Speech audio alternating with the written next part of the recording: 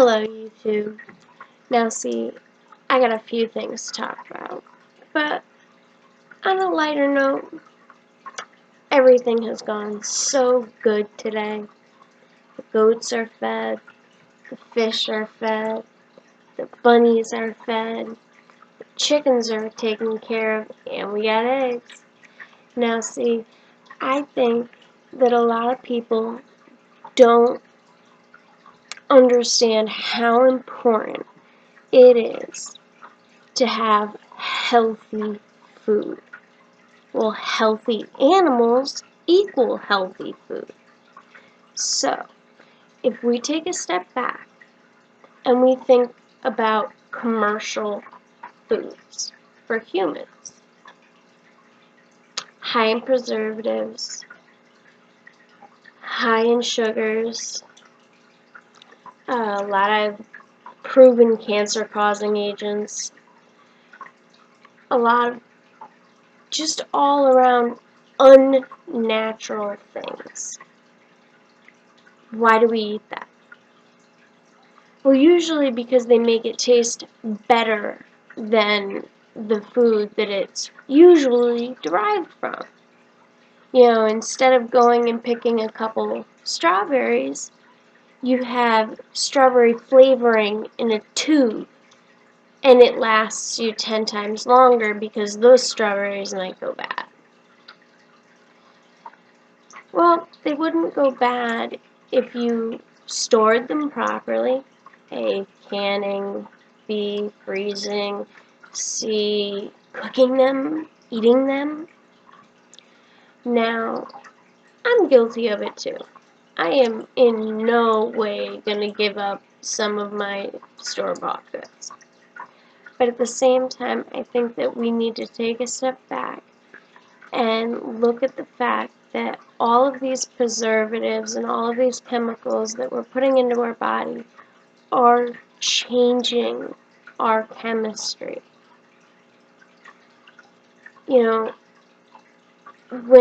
we think about our children, we want to protect them from everything.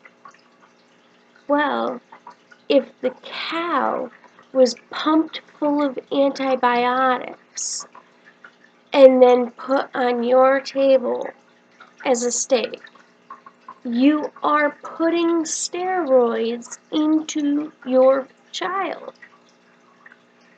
Now, by doing that, I'm not talking him specifically is gonna be infertile, because that's not the way it works. But overall, studies go that sperm count is going down the more processed food the man eats. And same with the woman's reproductive. If you are too skinny, you don't even get a period. If you're too heavy set, sometimes you don't get a period either. It's not natural. If you eat McDonald's 3 times a week, don't expect that your 1 half-hour treadmill walk is going to help you. Start with the food, not the exercise. Because once you start with the food, you'll have the energy to start exploring those exercises. And I'm talking about whole family.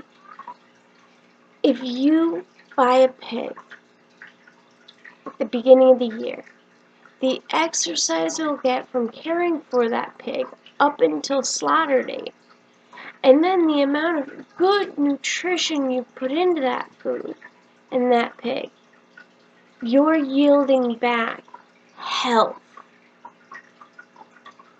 I don't understand why people can't comprehend, like I can't comprehend, how it's not common sense not to feed your kids preservatives all day long. Bread is great. I love bread. I don't eat bread every day. Mammals were born to only drink milk for the first 2 years of their life. From that point on, you can get more calcium out of things like broccoli or spinach or whatever type of vegetable. I don't know that off rip. I didn't do too much bulk research on this. These are things that I know, but I don't like statistics that much. Knowing numbers complicates things. Pretty much, we need to think about the natural way to consume food. In wintertime, if you are on the East Coast, you should not be eating peaches or bananas. They're not in season. Same with apples and oranges. We're on the East Coast. Yes, I love those things. No, I don't want to give them up. But why can't we think more logically about how we season our fields to make them more abundant? How we pasture our animals and care for our animals that we consume? The focus has to be more on how scary it is to think what 50 more years of a outrageously obese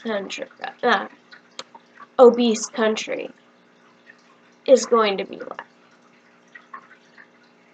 They are already outlawing certain things that I think are asinine. If rainwater falls on my roof, why can't I put a bucket to fill it? Now, I'm not saying that's my jurisdiction, but there are jurisdictions that do that. That's insane. How can we survive as a race if we cannot sustain our families without the drop of a dime grocery store? What happens when truckers go back out on strike and the shelves are bare? Nobody is gardening. Nobody has anything to offer another person to make their full meal. I just recently attempted to make a deal. This man down the street pulled up, asked if I could use some wood. He knew we, did wood every year. I only heat my house by a wood stove. We do use secondary heating, but rarely ever. I love my wood stove. Offered to drop that off. Now, I dropped the ball. I forgot to offer him what I already had thought in my head. I'll give him maybe a rabbit so he can harvest a rabbit, or give it to his kids if he has any, or I'll give him some eggs. So I said, yes, definitely, if you want to bring wood, I would love it. So hopefully he didn't he understood that I would give him something in return, and I'm not just wanting to take. But I slipped up and I didn't tell him that I was willing to pay him for that effort. But that's how trading works, not cash. If you can avoid doing anything with cash, avoid it. Go down to the local farm, even if they don't have a sale sign out front. If you notice that somebody has a huge garden or a huge, really wide band field full of vegetables, whatever, go there with a bottle of honey or some sugar or some milk if you have, goats or cows. Just try to bring back trade. It's going to help our society eat healthier. We need to stop this. I'm begging you. Now, I know that sounds dramatic and ridiculous. I get it. But just hear me out and ask around. Maybe some people feel the same way. Leave me some comments below, and please like this video. And I would love to hear from you guys down there, and subscribe.